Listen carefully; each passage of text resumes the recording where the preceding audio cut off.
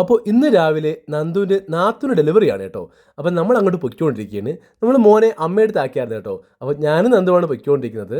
നമുക്ക് ഒരു 8:45 ആകുമ്പോൾ എത്തണം. അടൂരാണ് ഹോസ്പിറ്റലിൽ. നമ്മളൊരു 7:15 ആകുമ്പോൾ വീട്ടിൽ നിന്ന് ഇറങ്ങി കേട്ടോ. നമ്മളിപ്പോൾ പാരപ്പള്ളി എത്തിയിട്ടുണ്ട്. എനിക്കൊരു കുഴപ്പമുണ്ട് കേട്ടോ.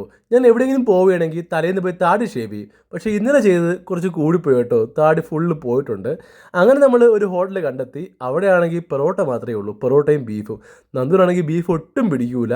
എന്നാലും ഞാൻ വാങ്ങിച്ചു കൊടുത്തോണ്ട് വേറെ ഒന്നും ഇല്ല. പക്ഷേ അതിൻ്റെ പണി രാത്രി കിട്ടിയായിരുന്നു കേട്ടോ.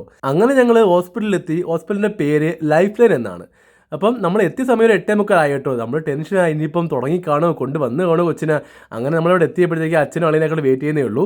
ഞങ്ങളെത്തി 10 മിനിറ്റ് ആയപ്പോൾ തന്നെ കുഞ്ഞുങ്ങളെയും കൊണ്ട് വന്നായിരുന്നു കേട്ടോ. ഇരട്ടകളാണ് കേട്ടോ, ഒരാണും ഒരു പെണ്ണും. അമ്മയും നന്ദുവിൻ്റെ അമ്മയും കുഞ്ഞിനെയൊക്കെ വാങ്ങിച്ചു കേട്ടോ. എല്ലാവരും ഹാപ്പി ആയിരുന്നു. അത് കഴിഞ്ഞിട്ട് നന്ദുവിന് കുഞ്ഞുങ്ങൾക്ക് എന്തൊക്കെയോ വാങ്ങണമെന്ന് പറഞ്ഞായിരുന്നു. അങ്ങനെ അവളെയും കൊണ്ട് പുറത്ത് വന്നു. അവളുടെ ഡ്രസ്സും കുഞ്ഞിനും അമ്മൂനും ഡ്രസ്സൊക്കെ വാങ്ങിച്ചു കേട്ടോ. അങ്ങനെ നമ്മൾ ഡ്രസ്സെല്ലാം കൊണ്ട് അവിടെ അമ്മയുടെ കൊടുത്തായിരുന്നു.